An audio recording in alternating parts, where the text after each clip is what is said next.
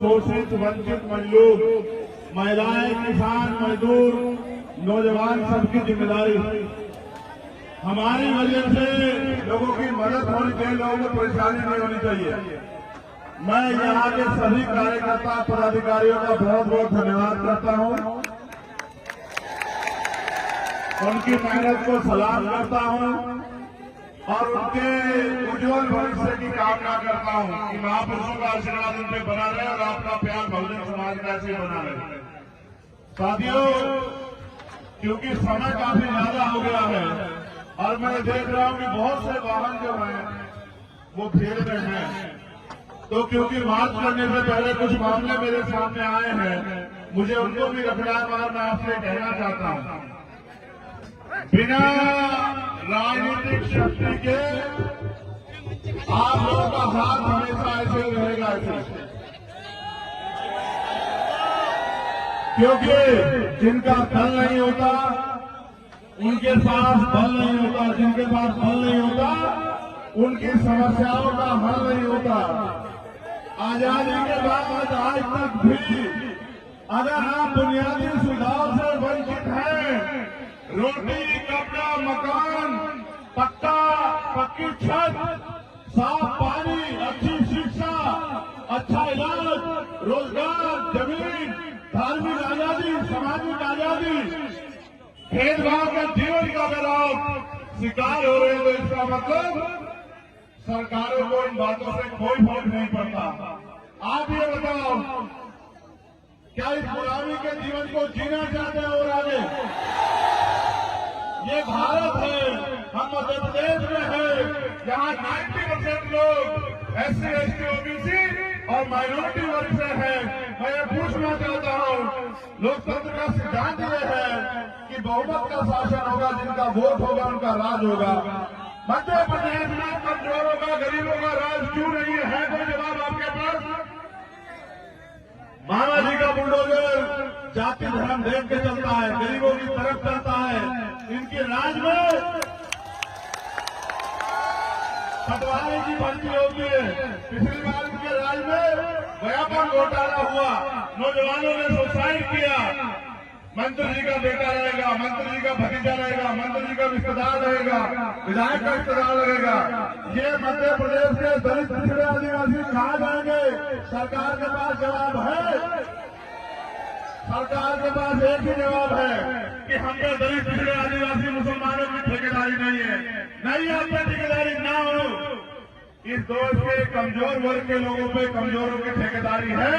हम अपने भाइयों के हाथ पकड़ के एकता बना के आगे बढ़ेंगे और एक नया इंकलाब लिखेंगे मध्य प्रदेश में। अगर उनको हमारी परवाह नहीं तो हमें भी ऐसी सरकारों की परवाह नहीं। हम लोग 12 फरवरी को भोपाल में इकट्ठा हुए थे, आपको याद है या नहीं याद है? 4 से 5 लाख वंचित वर्ग के लोग इकट्ठा हुए। क्यों इकट्ठा हुए आपको याद है या नहीं याद है? हम इसलिए इकट्ठा हुए कि हम यहाँ बेबसी लाचारी का जीवन जी रहे हैं। इस प्रदेश के बजट में हमारी भी हिस्सेदारी है। इस प्रदेश के 90% लोग वो टैक्स देते हैं, फिर ये बजट अमीरों के लिए, पूंजीपतियों के लिए, नेताओं के लिए क्यों? इसमें गरीबों की हिस्सेदारी क्यों नहीं है? अभी मामा जी ने कहा कि हम लाडली बहन योजना चलाएंगे, 1250 रुपए देंगे। आप जितने लोग यहाँ खड़े बताओ, 1250 रुपए में महिला सशक्त हो जाएगी क्या? अब तक 1100 रुपए का सिलेंडर देते थे, अब चुनाव के समय क्यों दे रहे 1250 को? पता ही नहीं लगा। मैं बताता हूं, पहले होता क्या था, गौर से सुनना। गरीबों की वोट को खरीदने के लिए रात के अंधेरे में ठेला लेके पैसे वाले लोग आते थे और चुपचाप पैसे देकर उनकी वोट को खरीदने का काम करते थे। अब वो ट्रेंड बदल गया है। अब दिन के उजाले में पैसे देकर वोट खरीदने का काम कर रही है सरकार। क्या आप लोग बिकाऊ हो? आप मुझे बताओ, क्या बाबा साहब ने वोट का अधिकार बिक्री के लिए दिया? क्या 1250 में अपनी वोट को जाली धोखे दे दोगे? क्या अपनी वोट का बाबा साहब के बच्चों कुर्बानियों से मेरी वोट का नहीं, बिल्कुल नहीं, ये वोट हमें गुलामी से मुक्ति के लिए मिली है और कमजोरों का राज भी देश में वोट के जरिए आएगा, क्योंकि भारत में लोकतंत्र है, राजतंत्र नहीं है। यहाँ इतनी कीमत किसान के वोट की भी है जितनी प्रधानमंत्री जी के वोट की है। इसलिए मैं आपसे कहना चाहता हूँ, किसी की बातों में गुमराह मत हो। आपको याद है ना, मैं आगे आया था उस हॉस्पिटल का नाम बाबा साहब अम्बेडकर के नाम पर करने के लिए। आपको याद है नहीं याद है? क्या हुआ? कब होगा? तब होगा जब कलम की ताकत आपके हाथ में होगी, जब गरीब अपना भविष्य स्वयं लिखेंगे। अभी अभी प्रधानमंत्री जी महिला रिजर्वेशन लेके आए, मैं उस बात से बहुत सहमत था। जब तक मुझे ये नहीं पता था कि वो महिला रिजर्वेशन नहीं, महिलाओं की वोटों को लूटने का एक तरीका है। उन्होंने कहा पहले जातिगत जनगणना होगी महिलाओं की, फिर डिलिमिटेशन होगा, फिर परिसीमन होगा, परिसीमन के बाद 2029 के बाद लागू होगा। मगर मैं पूछना चाहता हूं प्रधानमंत्री को, पिछले 6 साल 7 साल 8 साल में बड़े बड़े मंच पे मुस्लिम बहनों को बुलाते हो और उनके हितों की बात करते हो, इस रिजर्वेशन में मुस्लिम बहनें क्यों नहीं याद आई आपको? इस रिजर्वेशन में पिछड़े वर्ग की बहनें क्यों नहीं याद आई आपको? इस रिजर्वेशन में आदिवासी बहनें क्यों नहीं याद आई आपको? इस रिजर्वेशन में दलित समाज की बच्चियां क्यों नहीं याद आई आपको? अमीरों का राज लाना चाहते हो, गरीबों को गुलाम बनाना चाहते हो। तुम्हारी एक एक साजिश का जवाब मेरे लोग वोट की चोट से तुम्हें सत्ता से बेदखल करके देंगे, याद रखना। मेरे प्यारे भाइयों, आजाद हुए 75 साल से ज्यादा हो गए, क्या अभी भी स्वाभिमान सम्मान का जीवन मिल पा रहा है? आपको नहीं पता किस तरह सत्ता पक्ष के लोग यहाँ हमारे कार्यकर्ताओं पे छोटे मुकदमे दर्ज करा रहे हैं और उनको जेल पहुंचाने का काम कर रहे हैं। अन्याय अत्याचार के खिलाफ भीम आर्मी के लोग कर्मचारियों की मदद के लिए, अपने साथियों की मदद के लिए सड़कों पे आंदोलन करते हैं। यहाँ के नेताओं के दबाव में उनका शोषण किया जाता है। ये वही क्षेत्र है जहाँ सार्वजनिक स्थलों पे आज भी लोकतंत्र नहीं है, घोड़ी पर चढ़ने की आजादी नहीं है, बाबा साहब की जयंती मनाने की आजादी नहीं है, कुएं पे पानी भरने की आजादी नहीं है और कहते भारत आजाद हो गया है। मैं आपसे कहना चाहता हूं, सुसनेर विधानसभा में 14 वर्षीय बालक सिद्धू मेघवाल को जिंदा जला दिया गया। आज तक भी उसके परिवार को न्याय नहीं मिला। आप बताओ, क्या उसका परिवार उम्मीद नहीं करता होगा कि उनको न्याय मिले? क्या सिद्धू मेघवाल को न्याय मिलना चाहिए, नहीं मिलना चाहिए? मिलेगा कैसे? ये डॉक्टर रमेश वर्मा जी भवानीपुर हत्याकांड में न्याय नहीं मिला, कैसे मिलेगा न्याय? न्याय देने वाले, जांच कराने वाले सारे तो उनके लोग हैं। अगर आपको न्याय चाहिए तो अपनी ताकत बनाओ, वरना न्याय सहने के लिए तैयार रहो। मेरे मेघवाल समाज के लोगों को बताओ, न्याय सबका जन्मसिद्ध अधिकार है, फिर क्यों नहीं मिला न्याय? कौन है न्याय के बीच में, राम के बीच में? आप बताओ। ये सरकार कोई बात नहीं, ये आपका खून है, इसे लाइट की जरूरत नहीं है।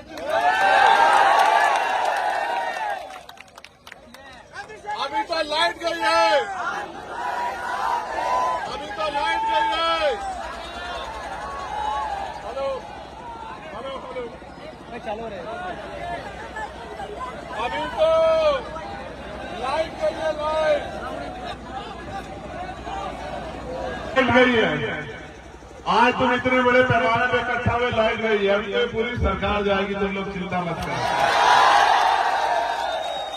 मैं आपसे कहना चाहता हूं, लाइट तो आ जाएगी, लेकिन आपकी जिंदगी में उजाला कब आएगा? कब वो आपको बुनियादी सुविधाएं मिलेगी?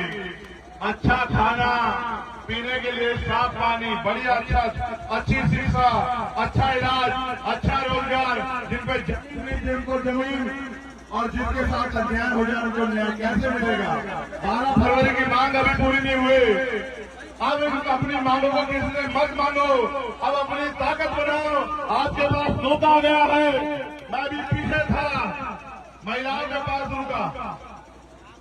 मैंने पूछा आप क्या काम करती हो, तो उन्होंने बताया कि हम सोयाबीन के खेत में कटाई का काम कर रहे हैं। मैंने पूछा कितने पैसे मिलते हैं, तो उन्होंने भावुक मन से कहा कि ये हमें 200 रुपए देते हैं। मेरे लोगों ये बताओ, 200 रुपए का अमीर का कुत्ता पानी मिल जाता है, तुम्हें 200 रुपए की दिहाड़ी पे रखा जा रहा है। क्या मजाक हो रहा है तुम्हारे साथ? अपनी किस्मत, अपने भविष्य का फैसला खुद लिखो, अपनी ताकत बनाओ, अपना विधान जिताओ, अपनी ताकत बनाओ और ऐलान करो कि अब किसी के सहारे नहीं रहेंगे, अब अपनी ताकत बना के आगे बढ़ेंगे।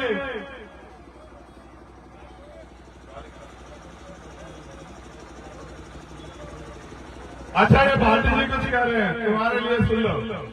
ये कह रहे हैं कि गुर्जर समाज के लोग बड़े पैमाने पर खड़े हो जाए, 7,000 वालों को विधायक बनाते हो और 50,000 वालों 7,000 वालों का कैसे हाथ फैलाते हो? क्या काम कर रहे हो यार? 50,000 वाले तो 2 विधायक बना दे, तुम अपना 1 मिनट बना पा रहे। चलो हम तुम्हें मौका देकर बनाना विधायक, तुम लोग क्यों चिंता कर रहे हैं? इसलिए आपको कह रहा हूं, ये लोकतंत्र है, अपने भविष्य का फैसला खुद रखो। और मैं सम्मानित साथियों से निवेदन करूंगा, पहले तो मैंने लिस्ट मांगी थी जो साथी यहाँ के आयोजक थे। मंडल जय जोहार, भारतीय संविधान जिंदाबाद। मैं पिछड़े वर्ग के लोगों को कहना चाहता हूँ, 52% होंगे, 5-7% पे गुजारा कर रहे हैं। अरे अपनी ताकत समझो, तुम चाहो अकेले अपने दम पे ताकत सरकार बना लो, लेकिन अभी तुम तैयार नहीं, इसका नुकसान उठाना पड़ रहा है समाज को। धन्यवाद।